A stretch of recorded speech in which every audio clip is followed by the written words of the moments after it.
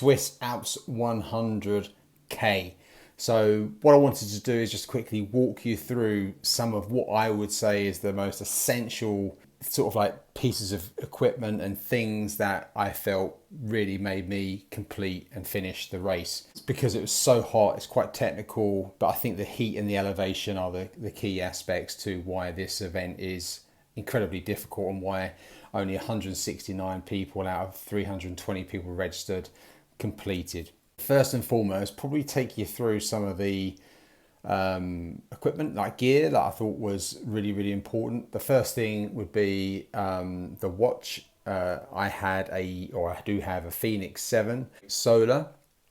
I obviously put the course map on and made sure I was diligent enough to make sure it was switched on. I've got enough battery and it will get me through the race. These batteries are brilliant on these Phoenix 7 Solars, as many other watches are, but this is really important. I heard other people having a nightmare navigating, getting lost, didn't have the map on their sort of like watch, or they didn't have a watch that could have that capability. So that was a major thing. But also it's a mental thing, you know, where the hills are, what distance you have, what distance you've got left. It's also a safety mechanism, so you don't have all of that hard work going through the first stages of the event and maybe get into like 80k and you've met all of the cut-offs, and then you get to the last 20k and then you just get lost, or the last 10k. That would be just really sad.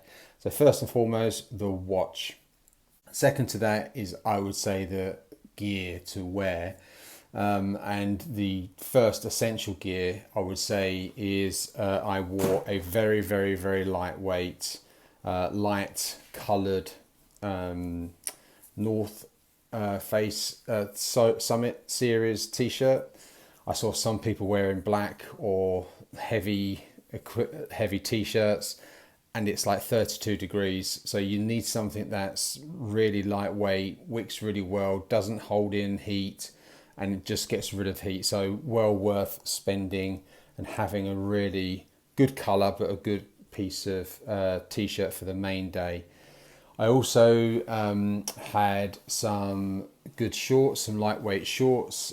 These shorts, again, with a Summit Series North Face, and they've got all the pockets at the back. They've got side stretchy pockets, so if I need anything to be put in there. But again, these are really light. They've got sort of like a nice sort of like ventilation on the leg, so I wasn't getting hot. I know some people like to wear tights. Personally, I just like to wear something that's lightweight and I'm not going to get hot in. So these were really nice. The evening, I sort of like had prepared a couple of things. So again, a nice sort of like second layer, which I did actually use once the sun went down. It's about 11 o'clock, 12 o'clock in your elevation. Important to have one of those. And then I also had the Hoka sort of like jacket, which was really nice. And this I just sort of like put on. It folds up really well, and this was really nice to sort of like wear in the evening. I didn't have it on for too long, but I probably did have it on from like maybe midnight to about 1 o'clock in the morning. Just having those second pieces of equipment at night, including during the phases, I had a hat, which I actually did wear because you're going through a lot of heat during the day, and then come the evening, then there's like a cooling, and then you're fatigued, you're tired, you don't expect to kind of get cold. It was about 4 degrees, 5 degrees up at the top. It wasn't really cold, but I just like the fact that I could put this on and keep my head warm and just feel about right, and not actually get into that point where you are beginning to get too tired, because that's not a good thing to do, because you start shivering and shaking and you sit down at an aid station and then you just sort of like finding it quite difficult to get up.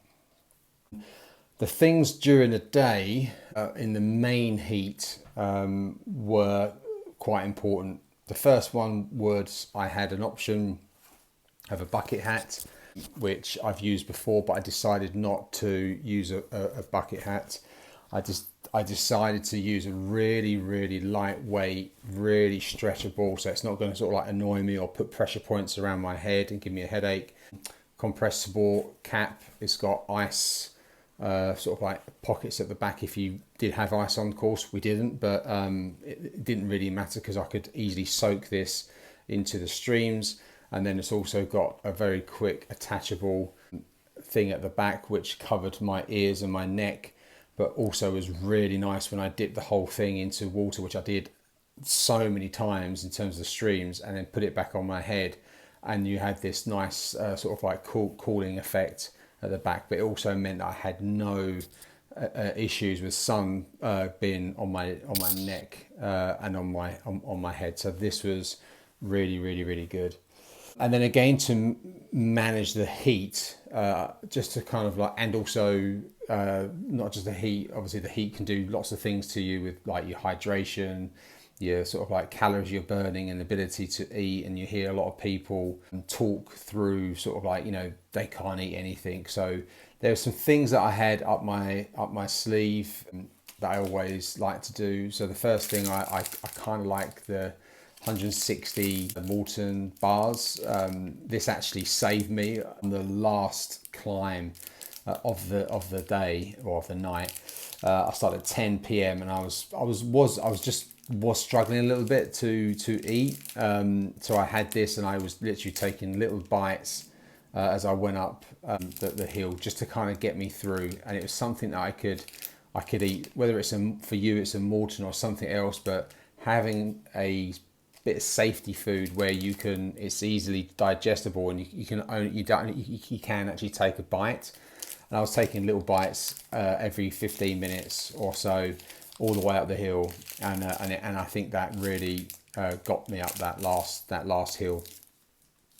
The other thing I really liked and like is electrolyte. So if you're finding it a little bit difficult to hydrate, or even I was taking these, I made sure I was going to take about 8 to 10 of these during the day. So I made sure frequently I was taking these, but these are sort of like electrolyte fast chews. They're lemon, so when you first put them in, they're sort of like quite citrusy, quite refreshing, and you just suck on them, and then then the salt comes out.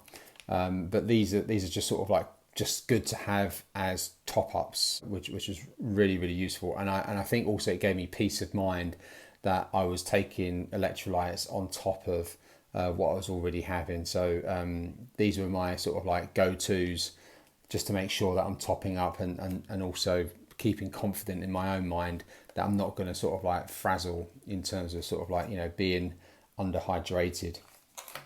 Now, talk about underhydrated, there was obviously, there's lots of drink at the aid stations, but I also took these with me as well, and I did use them. So I was picking up on streams. Sometimes I just want water. There's many times that I was sort of like getting to the stream and sort of like filling up, but sometimes I knew I needed sort of like electrolytes and salt and sodiums, etc. So I had a pack of these on me, well, quite a few packs on me, where again I used them, but again I had in peace of mind that I'm doing what I need to do in terms of my sort of like a hydration, which is really, really good, and I really like these. And then something that I like, rather than gels, to give me the calories and just to give me a little bit of a boost, I like these precision sort of like, what do they call them, chews. They're 30 grams of carbs, really nice, small. They've got 2 chunks inside, so you can have both of them or one of them. I just think these also do make a difference, but also from a mental point of view, they give you a bit of a confidence boost because you're actually taking something in, and they are so easy to digest. I've never had an issue actually wanting to take on one of these in terms of like being able to actually eat it and digest it. So that's sort of like more nutrition. Then in terms of other essential stuff, I was wearing, as well as my shorts, but I was wearing obviously my race number. This is a Hoka sort of like compartment belt. I can carry my poles in there as well if I needed to, but also it's just that extra sort of like belt where I can put additional things in there, and I don't need to worry about faffing about taking my bag off. I can just sort of like put things in here, and they are accessible. And I think if something's accessible, you're generally gonna take it on because it's convenient. So whatever you do, make things convenient for you to take, nutrition and on during the day. So the other thing that I felt was essential was also a filter system. I carried my race vest, which I'll show you in a second, but the other thing was I had 3 bottles. My third bottle was a Solomon filter.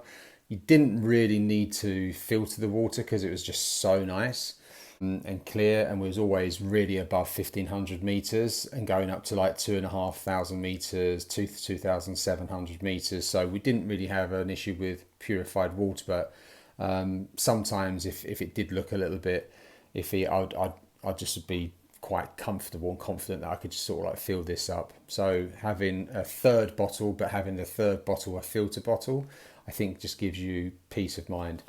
The other thing that I thought was useful, because sometimes you got your bottles and you filled them up and you just come to a stream and you're already in a good place, but the people at the check-in when I registered, they said if you see a stream, take water. Take that opportunity to take water. So I always carried a cup, so I could just go to the stream, fill it up, or even some of those water fountains with the sort of like troughs with all the water. I could just like quickly fill up and have a couple of cupfuls of water, and it's again convenient. I don't have to kind of get my bottles out.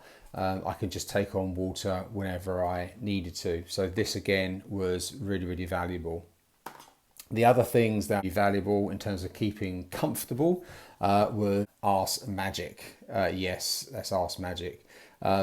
So I basically had scooped a couple of these out into, we've got a dog, we've got poo bags, but I used the poo bags and then sort of like put this cream in some of the bags, so I could just sort of scoop it out and address the areas that needed to be addressed, because it's a long way, you get hot, you are sweating, and you do need to take on sort of like some sort of like ointment or creams just so you don't get that soreness becoming a problem. So this is something that was good.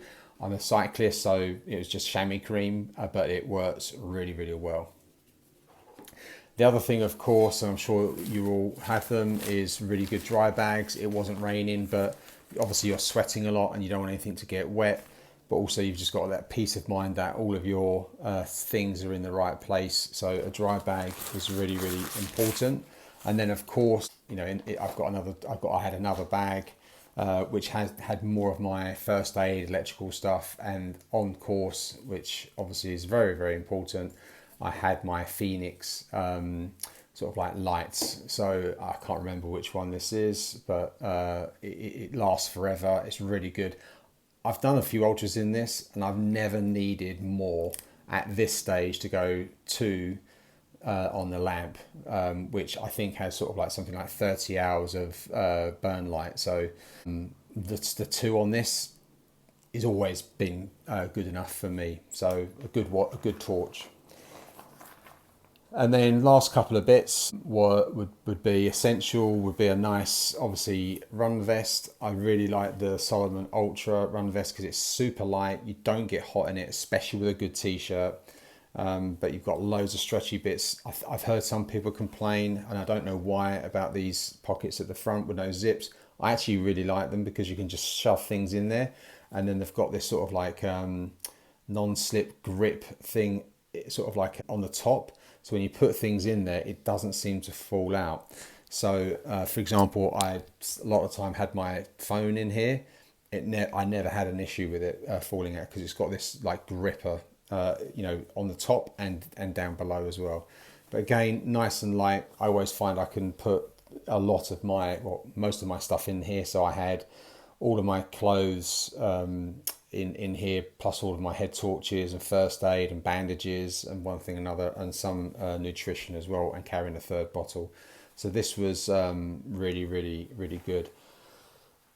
And the other thing is poles. So I had the Lecky poles. I've used different brand poles before, and I use these Lecky ones. I love them. The reason why I switched to these, one is I broke my other pole in the Snowdonia UTMB 100k race.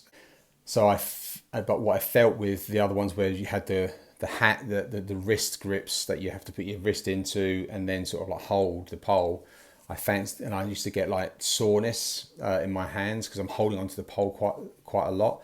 So I use these Lecky, which has these sort of like support areas here, which you just like clip in, and these were absolutely fantastic. I wouldn't go back to another pole, and I'd always use these Leckies with these sort of like hand supports and the clip system.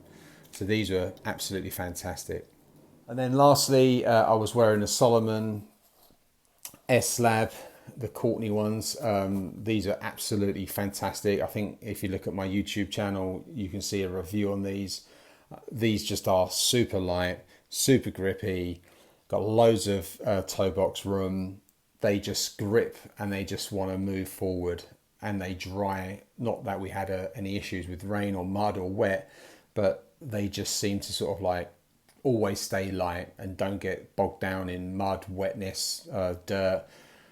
I did change my socks obviously through the course, but getting these on and off are brilliant. Plus they've got a little bit of a gaiter at the top, so I wasn't getting things put into my foot and becoming a problem. They've obviously got the drawstring as well, which means I can tighten them up and lock the foot down where I need to. But if my feet do swell a bit, I can also quickly lighten them up as well and make them a little bit looser if need be. But these have always been fantastic. Well, hopefully that gives you a good roundup of what was essential for me. Obviously, there's loads of other stuff that you would need to carry in your drop bags and in your race vest, like trousers, socks, tablets, whatever else you, spare torch, whatever else you need to take. But I just wanted to share the things that I felt really made a difference at the Swiss Alps 100 with the elevation and with heat. So hope you enjoyed watching it, and if you did, I hope you subscribe and like.